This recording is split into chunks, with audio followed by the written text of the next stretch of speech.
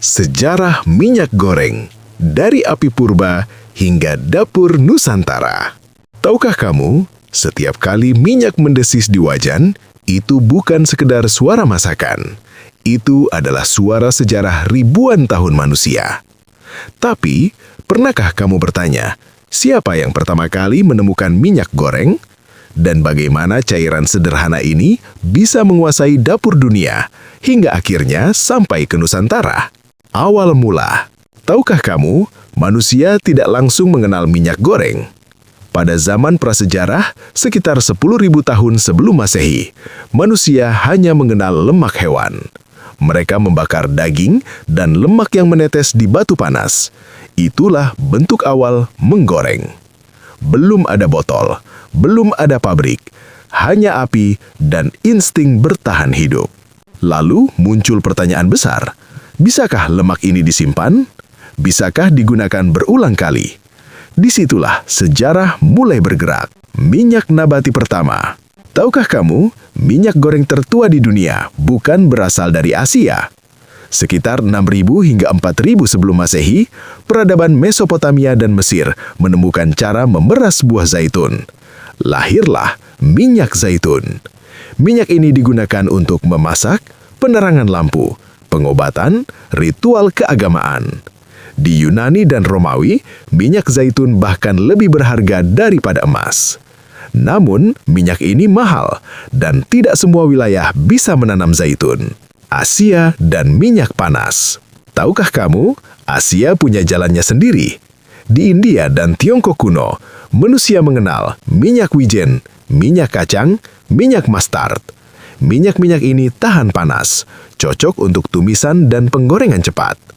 Ilmu memeras minyak dari biji ditulis dalam kitab Ayurveda dan catatan dinasti Tiongkok. Namun, masih ada satu peradaban yang mengubah segalanya. Dunia Islam dan ilmu minyak. Tahukah kamu, revolusi minyak goreng modern berasal dari peradaban Islam? Pada abad ke-7 hingga 13, ilmuwan Muslim mengembangkan teknik pemurnian minyak, penyulingan, pencatatan ilmiah.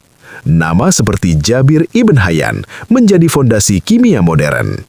Minyak tidak lagi keruh, tidak cepat rusak, bisa disimpan lebih lama. Ilmu ini menyebar ke Eropa, Asia Tenggara, melalui jalur perdagangan dan dakwah. Dan di timur jauh, Nusantara sudah siap. Minyak asli Nusantara. Tahukah kamu, sebelum Belanda datang, orang Nusantara sudah punya minyak goreng sendiri.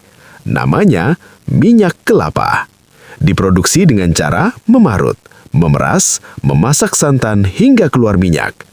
Minyak kelapa digunakan untuk memasak, pengobatan, lampu, ritual adat. Ini bukan pengaruh barat. Ini adalah kearifan lokal Nusantara. Kolonial dan sawit.